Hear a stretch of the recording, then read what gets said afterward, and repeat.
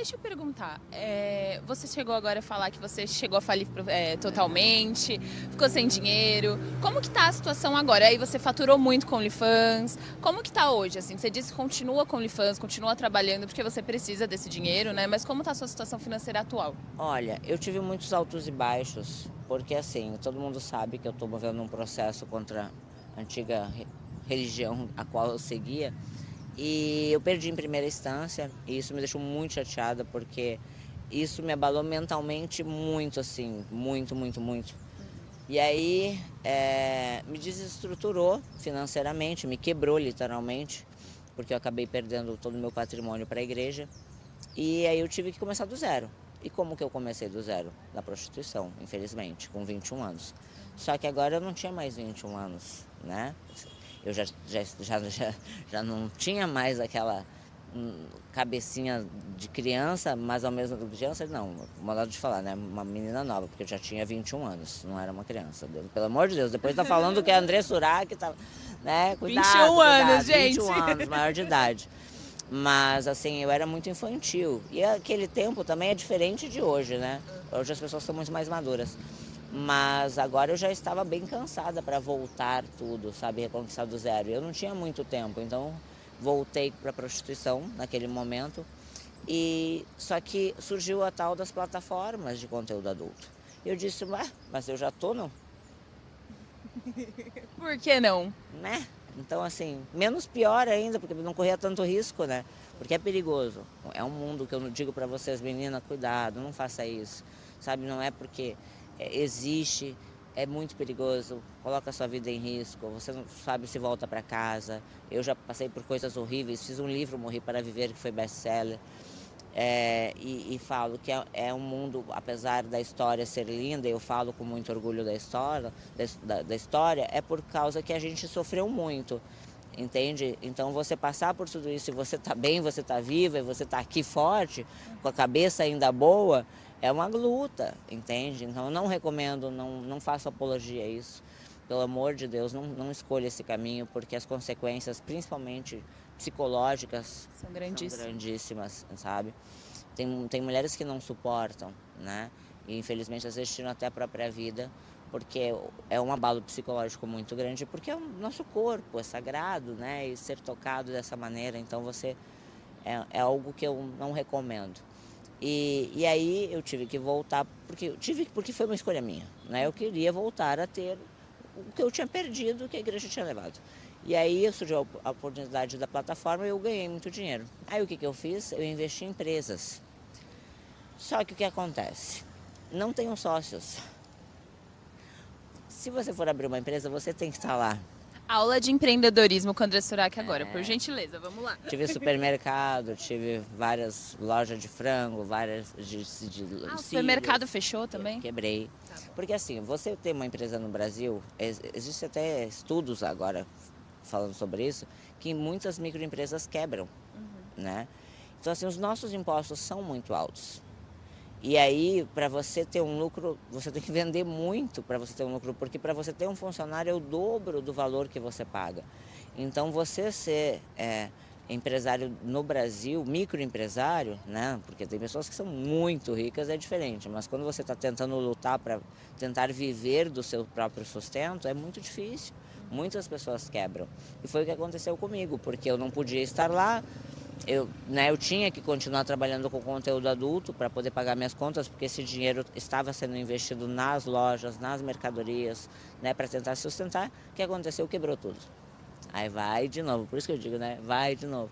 Então, assim, graças a Deus agora estou bem. Fiz algumas polêmicas que vendi super bem.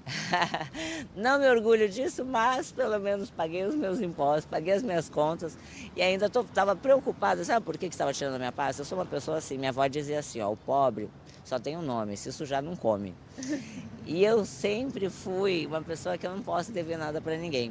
E o fato de perder esse processo para a igreja e correr o risco de perder 300 mil reais ainda em custas processuais, eu fiquei pensando, meu Deus, 300 mil reais. Porque não é assim para você ganhar 300 mil reais, entende? E eu disse, então, né, vamos criar uma polêmica, vamos ganhar o dinheiro e aí, pelo menos vou ter o dinheiro para pagar o dia que tiver que pagar, porque eu não conseguiria pensar que eu não vou ter dinheiro, sabe? Então, foi difícil, foi uma decisão bem difícil. Às vezes as pessoas não entendem as escolhas do outro, né? O porquê das escolhas do outro, de escolher às vezes algum caminho. Então não julga, você não sabe, sabe? Você não sabe. Eu, graças a Deus, eu nunca precisei roubar e nem faria. Mas eu acho que se eu fosse, sei lá, uma mãe, que meu filho estivesse passando fome, eu visse uma maçã, eu ia pegar a maçã, sair correndo e eu dar a maçã para o filho comer, entende? Então não julgue o outro, sabe? Você não sabe as dores do outro, o que ele passa. E nem tudo a gente precisa mostrar, nem tudo a gente precisa contar. Eu, normalmente, quando entro na rede social, eu gosto de falar coisas boas. Às vezes eu entro para dar uma xingada em algumas aí. Mas eu gosto de falar coisas boas, sabe? Você nunca vai me ver falando mal do outro, sabe? Por exemplo, a Virgínia. Não, que bom, maravilhosa, seja feliz. A Luana, maravilhosa, amo, vai com Deus. Agora, se falarem mal de mim, aí, filha, aí eu sei ser subterrânea. A mamãe saiu, né, da favela, mas a favela não saiu da mamãe. É justo. Mas deixa eu perguntar, agora que já baixou um pouco esse buzz, você já vendeu bastante, gravou ou não gravou com ele? Então, se você assinar as plataformas, você vai saber. A curiosidade matando todo mundo que não acessa o OnlyFans, tá? Gente, ó, conta pra gente aí depois nos comentários, tá? E deixa eu perguntar, você estava falando da igreja, né? Você disse que se sentiu mais, já disse em entrevista, que você se sentiu mais usada dentro da igreja do que na prostituição. Como está a sua relação com a fé hoje? Olha, eu acredito em Deus porque passei por uma experiência sobrenatural em 2014, vi minha alma saindo do corpo, então eu sei que Deus existe. Talvez se eu não tivesse passado por essa experiência, hoje talvez eu nem acreditaria mais em Deus.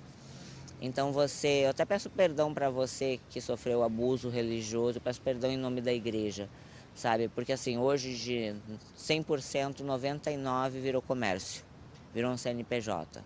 As pessoas não estão preocupadas com a alma, com a salvação, estão preocupadas com o que você pode pagar de dízimo, né? O que você pode dar de oferta, o que você pode dar o seu bem, que no meu caso, ainda o dízimo eu acho justo, porque assim, você dá se você quer, e é para ajudar as despesas da obra.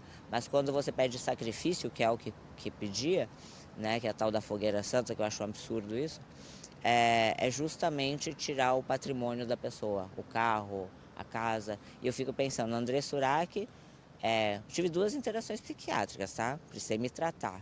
Então, assim, mas e quem tirou a própria vida? Eu consegui, eu fui pro OnlyFans, pro Privacy, né, dar minha cara, porque não pensa que é fácil, não pensa que eu não sou julgada, é difícil, só que eu aprendi que não vai mudar, eu não posso sentar e ser vítima da minha história, entende? Ninguém vai vir me salvar, não vai vir um príncipe encantado dos contos de fadas que a gente via, né, que tinha, não vai, você tem que se lutar por você, você tem que correr atrás de você não tem que esperar nada de ninguém.